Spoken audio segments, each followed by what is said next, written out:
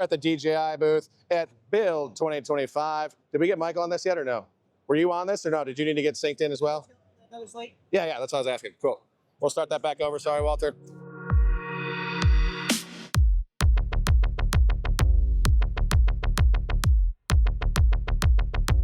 All right, now we're rocking.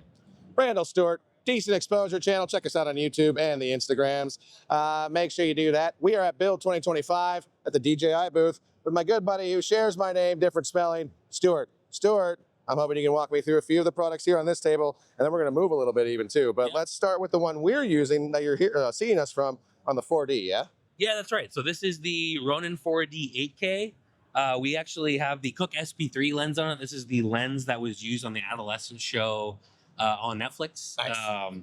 Really popular. Also, probably the newest accessory for the Ronin 4D is the remote expansion plate, which you can kind of see here. Yeah. So that'll give you 2 XLR in, it'll give you SDI out, and then a BNC port for jamming time code. So I mean, like, even though the Ronin 4D generally has been out for, since 2021, I think, a lot of people haven't had a chance to experience it. So we've had so many people coming in, so we have, this is kind of the standard configuration, but we also here have the flex cable, if you wanted to remove the head from the body.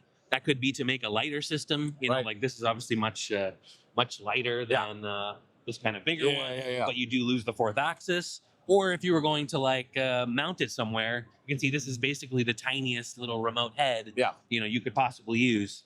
And then all of these, you can have 2 devices that are paired for like a full control. So if you want to control your camera settings, control like the gimbal, and then you can see, for your focus puller, they could be using this, so this, and the lens is actually calibrated with the Lidar so that it has autofocus. So it's a manual lens, but you can autofocus, a manual lens. With Lidar, so we can basically drive that down the street, no hands on the wheel. Sure. not jokes about car stuff. Like Walter. Yeah, like Walter. Walter behind the, shout out to Walter behind the camera. So tell me about how that transmits. Is that a 5.1 to 5.8 for the wireless, 2.4 and 5.8. And so like you can see there's little, it's just like a modular system, right? So the transmission is sort of sandwiched in. Nice. But then like right over here, this is the standalone video transmitter. So same technology, but then this you could use with any camera. So like, we have something on a gimbal over there, connected to like a Sony camera.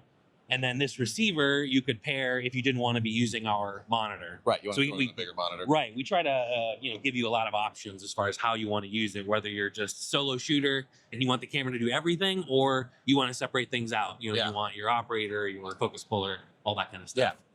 So on the standalones, do you know what those run price-wise? Are you privy to that, or No, $2,500 if you're going to get either the kind of one-to-one or the monitor and the transmitter. And then this is the SDR transmission. So this is more for like smaller mid-range productions. So that's only $549.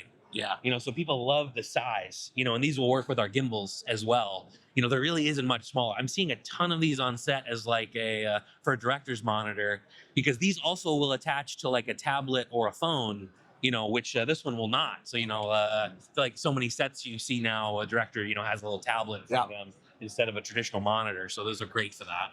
And on the monitoring on that, that's through your own app? That's a DJI app? Yeah, exactly. Through the Ronin app.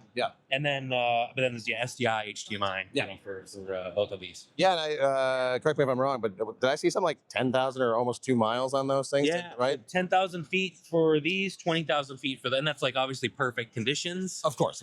But I mean, even in here, we've had 0 problems with the transmission so far. And as a guy who used to run for companies in different expos, trust me, these are probably the hardest spots you're going to get in most areas, right? Yeah, no, that's right. And like, we've built our transmission technology with our drones. And so I would say there's a few that could beat the range and penetration of our systems. No, I agreed. And again, I used to work for one of your competitors, so don't tell anybody about it. So yeah, that's fantastic. I think, Stuart, we're going to move over to the Osmo. Yeah, you want to talk about those a little bit? Yeah, I'll show you. Cool. Both ends of the spectrum. We're going to keep rolling. We got people walking with us. We got a whole team now. It's fantastic. Let's go to the head of the table and come back to them if we can. Is that possible? Yeah.